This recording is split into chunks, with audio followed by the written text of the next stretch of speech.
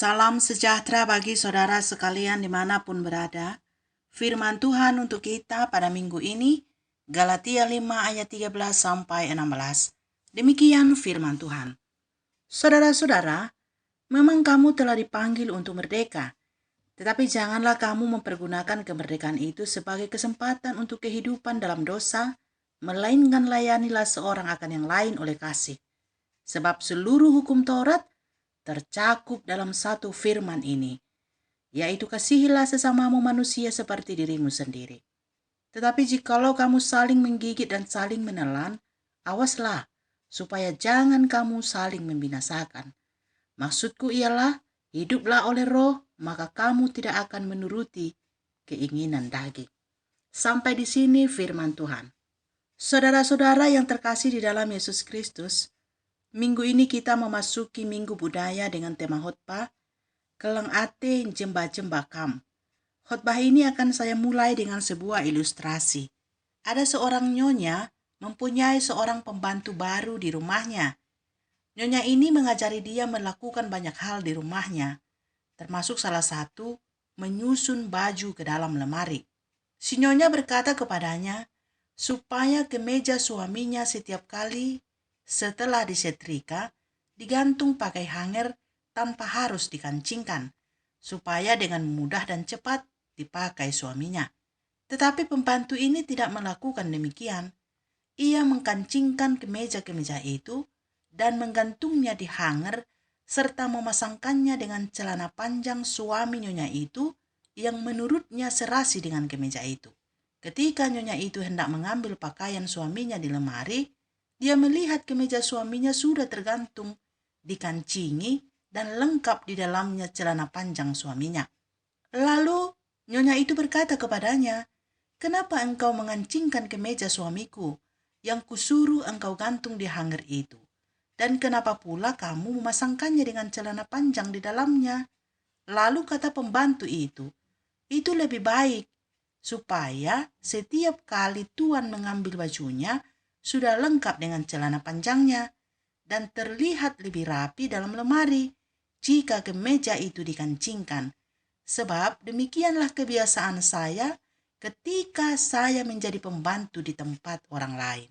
Lalu nyonya itu berkata, "Bukankah sekarang engkau bekerja di rumah saya dan harus turut dengan peraturan saya?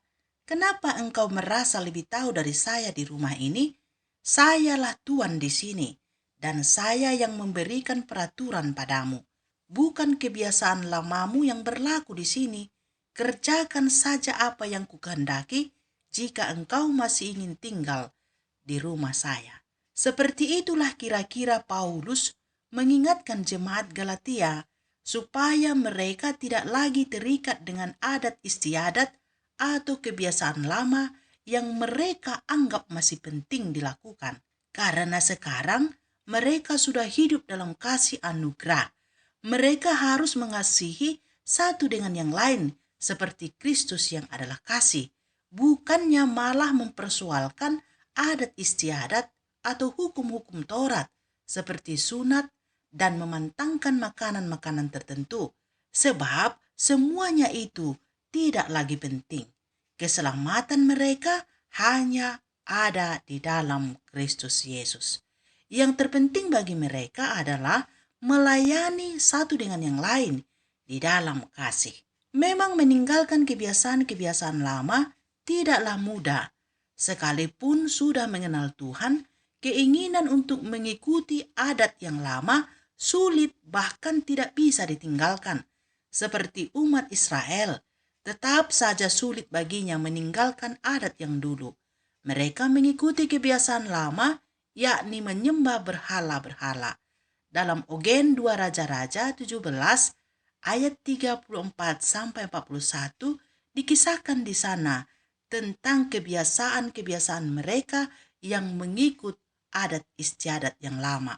Dituliskan dalam ayat 34, "Sampai hari ini mereka berbuat sesuai dengan adat yang dahulu.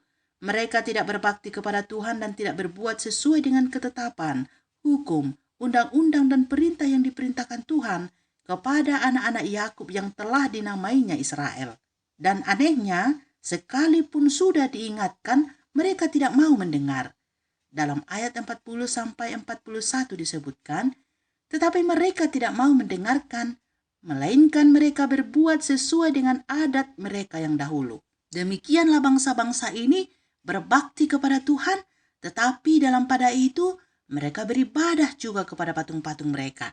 Baik anak-anak mereka maupun cucu cicit mereka melakukan seperti yang telah dilakukan nenek moyang mereka sampai hari ini. Saudara-saudaraku yang dikasihi Tuhan, bukan hanya orang Yahudi dan umat Israel yang sulit atau tidak bisa meninggalkan adat istiadat, tetapi orang Kristen juga masih ada yang seperti itu. Dikala sakit tak kunjung sembuh, mereka pergi ke dukun.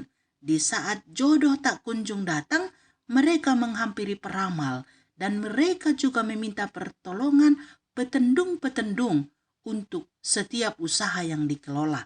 Di kebiasaan-kebiasaan nenek moyangnya. Semuanya ini menjijikkan bagi Tuhan. Siapa yang melakukannya, bertobatlah. Tinggalkanlah kebiasaan-kebiasaan itu, sebab semua itu hanya mendatangkan celaka. Tuhan menginginkan umatnya percaya dan menyembah hanya kepadanya saja. Saudara-saudaraku, sehubungan dengan Minggu Budaya, kita diingatkan supaya meninggalkan segala kebiasaan-kebiasaan lama yang bertentangan dengan kehendak Allah dan hidup dalam kasih anugerah, melayani satu dengan yang lain di dalam kasih. Sebaik apapun adat istiadat yang diturunkan nenek moyang, itu tidak akan pernah membuat seseorang sempurna di dalam kasih. Sebab hanya di dalam Kristuslah kita menjadi sempurna. Rasul Paulus sebelum dipanggil Kristus menjadi pengikutnya, ia adalah seorang Farisi tulen, penganut adat istiadat Yahudi. Tetapi lihatlah apa yang ia lakukan. Ia membunuh orang-orang Kristen dan memenjarakan mereka. Tapi setelah ia mengenal Kristus, hidupnya berubah. Ia bukan lagi orang yang terikat dengan adat istiadat, tetapi hidup dalam kasih anugerah Yesus Kristus. Dan itulah yang ia beritakan hingga ia diburu dan dipenjarakan. Dia diperhadapkan dengan para penguasa, salah satunya Raja Agripa. Dia berbahagia dapat memberi pertanggungjawaban di depan Raja Agripa yang mengetahui adat istiadat Yahudi dan persoalan-persoalannya.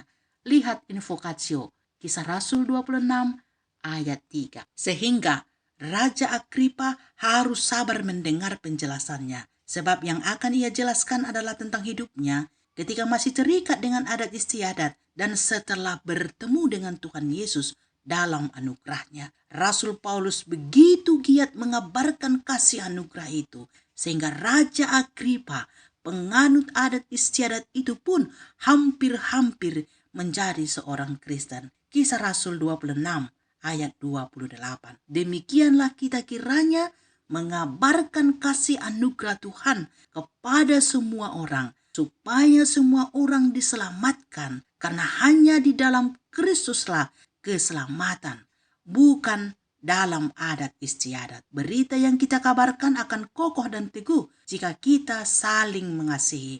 Oleh sebab itu, kasihilah satu dengan yang lain. Jangan saling menggigit, jangan saling menelan. Itu hanya akan membinasakan. Hiduplah di dalam roh, sebab di dalam rohlah kita dapat melakukan kasih, dan itulah yang menjadi kekuatan orang-orang percaya. Amin.